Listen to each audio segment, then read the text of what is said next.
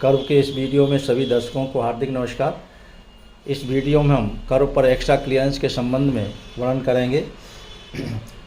आयामों की सूची में लाइन के किनारे स्थित विभिन्न संरचनाओं की दूरी सीधी लाइन के सेंटर से दी हुई होती है, परंतु कर्व पर इन आयामों का उल्लंघन होता है। इसलिए कर्व पर निम्नलिखित कारणों से अतिरिक्त फासले की आवश्यकता होती है। नंबर 1, वक्रता का प्रभाव, इफेक्ट ऑफ कर्वेचर। वाहन के कर्व पर प्रवेश करते समय इसके फ्रेम के कठोर होने के कारण घुमावदार पथ का अनुसरण नहीं करता है। इस कारण वाहन केंद्र में कर्व के अंदर तथा किनारों पर बाहर की तरफ प्रोजेक्टेड यानी प्रेक्षित होता है। बॉडी का बीच में प्रेक्षित होना ओवरथ्रो तथा किनारों पर प्रेक्षित होना इन थ्रो कहलाता है। वाहन की लॉन्जिट्यूडनल अक्ष जितनी मात्रा से ट्रैक की सेंटर लाइन से बाहर निकल जाती है उसे अतिरिक्त फासला कहते हैं।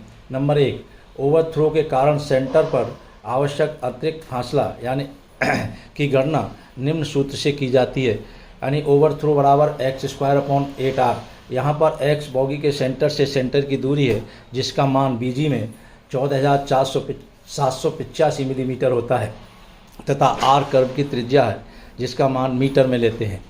नंबर 2, इंड थ्रो के कारण सिरों पर आवश्यक अतिरिक्त फासला की गणना निम्न सूत्र से की जाती है, यानी इंड थ्रो बराबर y² - x²/8r। यहाँ पर y बॉगी की लंबाई है जिसका मान 21,340 मिलीमीटर होता है।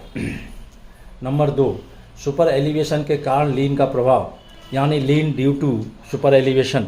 सुपर एलिवेशन के कारण वाहन कर्व के अंदर साइड झुक जाता है। लीन के कारण आवश्यक अतिरिक्त फासले की गणना निम्न सूत्र से की जाती है। लीन बराबर स्ट्रक्चर की हाइट गुणे सुपर एलिवेशन बट्टे ट्रैक का गेज, यानी लीन बराबर h/s/g। यहाँ पर h बराबर वाहन अथवा संरचना की ऊंचाई मिलीमीटर में है, दोनों में जो भी कम हो उसे लेते हैं। s ट्रैक का सुपर एलिवेशन है जिसका मान मिलीमीटर में लेते हैं। g बराबर ट्रैक का गेज है। नंबर 3, वाहन के हिलने के कारण प्रभाव, यानी इफेक्ट ऑफ स्वे ऑफ व्हीकल। केंट में कमी आदि के कारण अनबैलेंस सेंट्रीफ्यूगल बल की वजह से वाहन अंदर बाहर हिलता है। इसलिए कर्व के अंदर साइड अतिरिक्त फासले की आवश्यकता होती है जिसकी गणना निम्न सूत्र से की जाती है। स्वे के कारण कर्व के अंदर आवश्यक अतिरिक्त फासला बराबर लीन बट्टे 4, यानी ये लीन का 1/4 होता है। कुल आवश्यक अतिरिक्त फासला, नंबर 1, कर्व के अंदर साइड OT प्लस लीन प्लस स्वे बराबर x²/8r plus hs/g plus hs/4g।